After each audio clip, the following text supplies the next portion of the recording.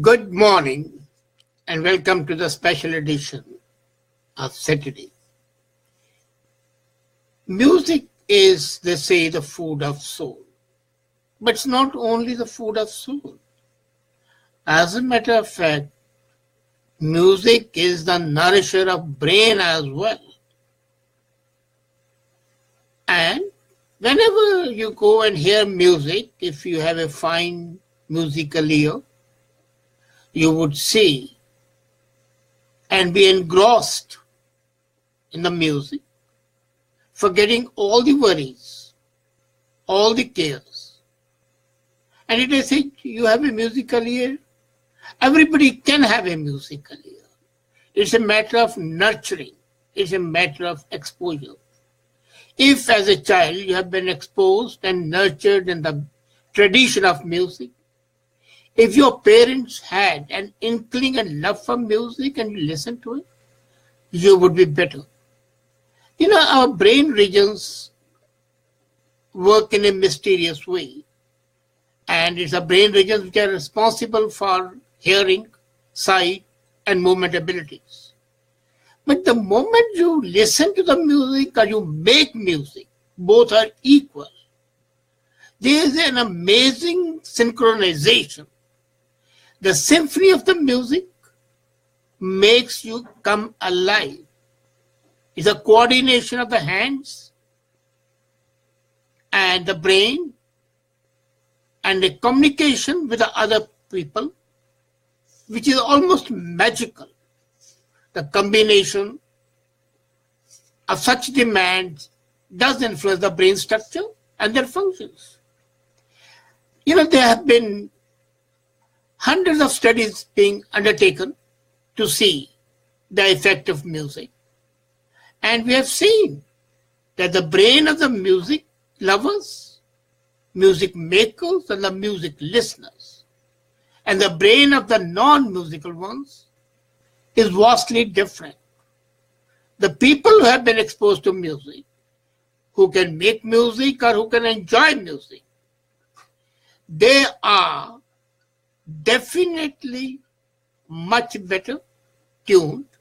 They have a better command on language. They have better mathematical skills. They have higher IQ, and their academic achievement is much more. Not only that, even their day-to-day life, they perform much better because their brain is relating to the hearing and the moment is much sharper. You see, again, coming back to the question of nature versus nurture, the difference will result from the contributions, which are both environmental and biological factors. You can have a gene, which is a music-loving gene. But even if you don't have that gene, and you have been exposed to the music time and again, you would find that the music gives your life a new meaning. You know, there is a better way to understand the effect of music. Training on child development would be to study the children before they start any music training and follow them systematically to see how their brains and behaviors change. The children who are exposed to the music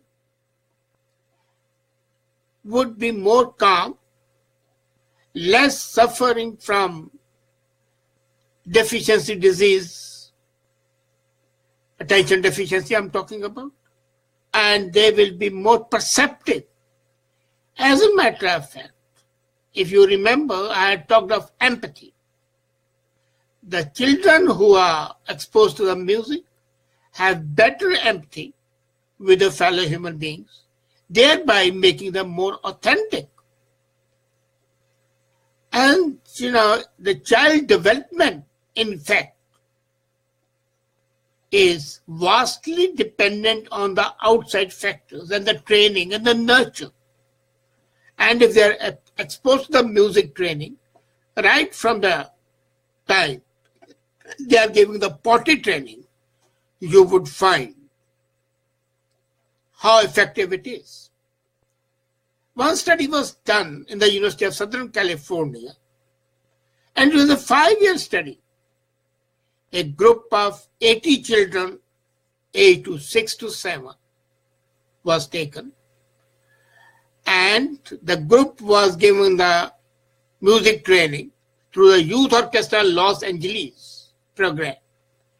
This free community music program was inspired by El Sistema, a music system that was started in Venezuela and proved to be transformative in the children's life. So this was one group. The second group of the children was given a sports training program with a community-based soccer program. And they were not exposed to any music training. So 80 children enrolled in the music program. 80 children selected at random for the training program for sports. And the third group was from the different communities and the public schools in the same area, and they were neither given the sports training nor given the music training.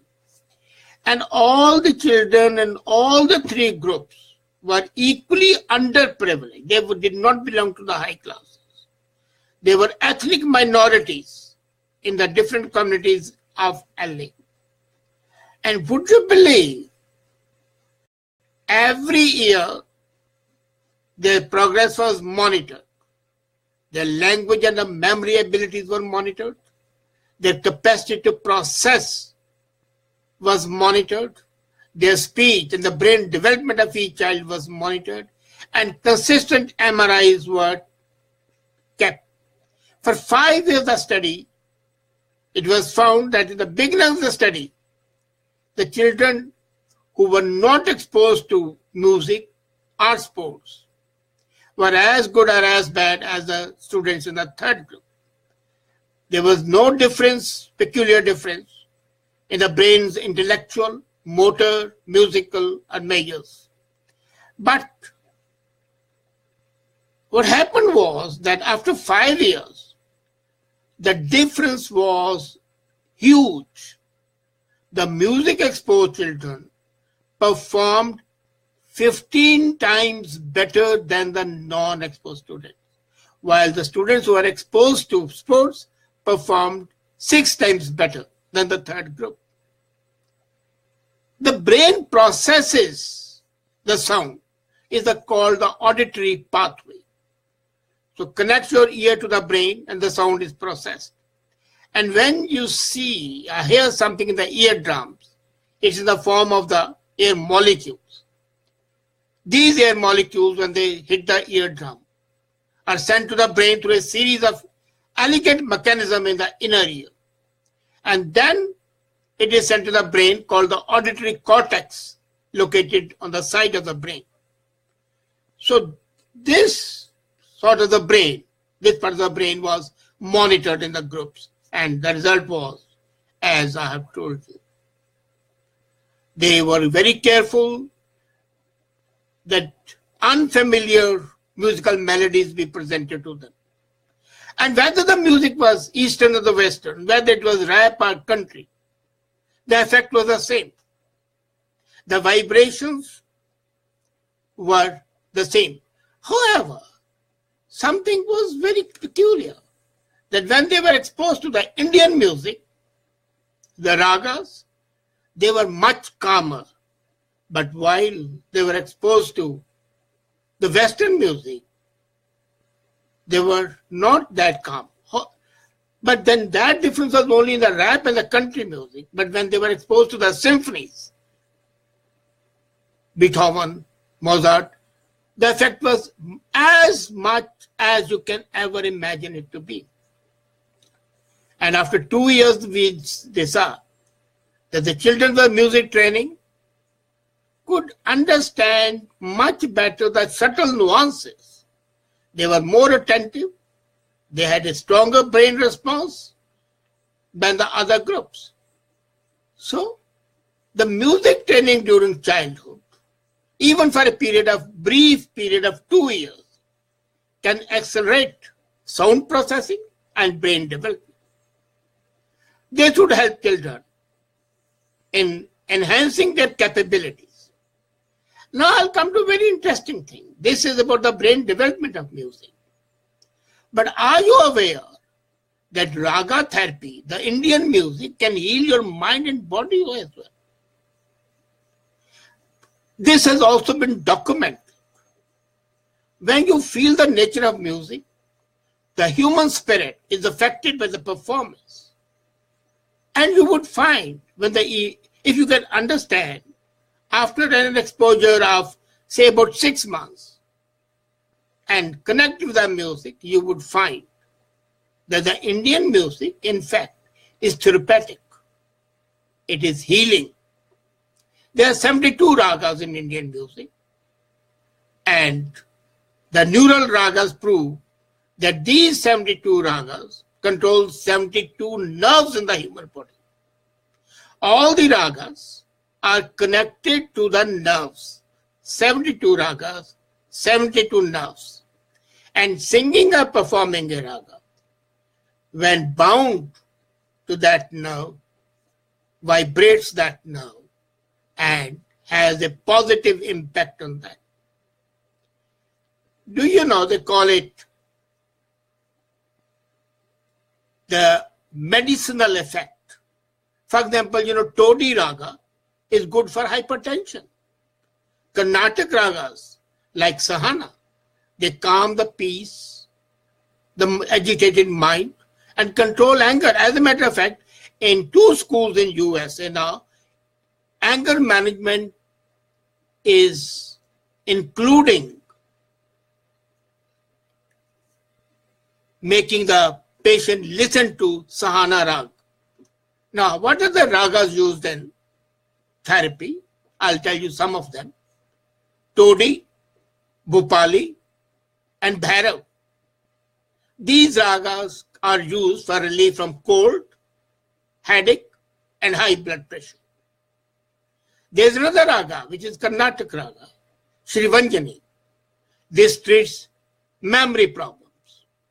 Bhairavi, it gives you relief from the sinus, cold, and toothache. Chandrakonas, it treats your heart ailment and diabetes. Darbari Kanara eases tension and provides relaxation. And then Bahar and Bihag, these 2 ragas give you sound sleep. Darbari raga give you relief from tension. And Malkonas and Aswari, they cure lower blood pressure. Tilak Kamot, Kalavati, Durga, they ease tension. And now this is not something which is based on the study as well. As a matter of fact, it has been successfully demonstrated in Johns Hopkins School of Medicine. It has also been done in the hospitals related to Sloan Center for Cancer Treatment. And it was reported in the International Journal of Innovation, Management and Technology way back in 2011. But we, people coming from South Asia, normally ignore it. All Hindustani and Karnataka classical music depicts a specific mood. And when you associate yourself with that mood, it generates positive vibes. For example, Kafi Raga evokes a humid, cool, soothing, deep mood. Purvi Dhansari evokes sweet, deep, heavy, cloudy, and stable state of mind. Similarly, Mishra Mand has a pleasing, refreshing effect and sweet touch, while Bhagveshwari arouses a feeling of stability and calmness. Now, ragas heal when you are properly listening to it. And they say that the therapeutic effect may not be visible for a couple of months, because by that time your brain has not started to process that raga. If you have been exposed as a child to these ragas, your brain is susceptible to the impact. But even at the adult age, 3 to 4 months of exposure makes the brain susceptible to the impact of these ragas, and is much better than taking the medication, which has side effects. So, They heal the mind, they heal the body, and they make the brain much more capable. They give you an oasis in the desert of life. They provide that comfort. What can be better? Music is really the food of soul, but it is also the healer of mind and the healer of the body. This weekend, we talked of the music which we ordinarily associate with pure entertainment. But the brain development, the body treatment, and the soothing of mind, these are the factors which make music really the healer, the sustainer, the soother, and protector of life from all the miseries. Thank you.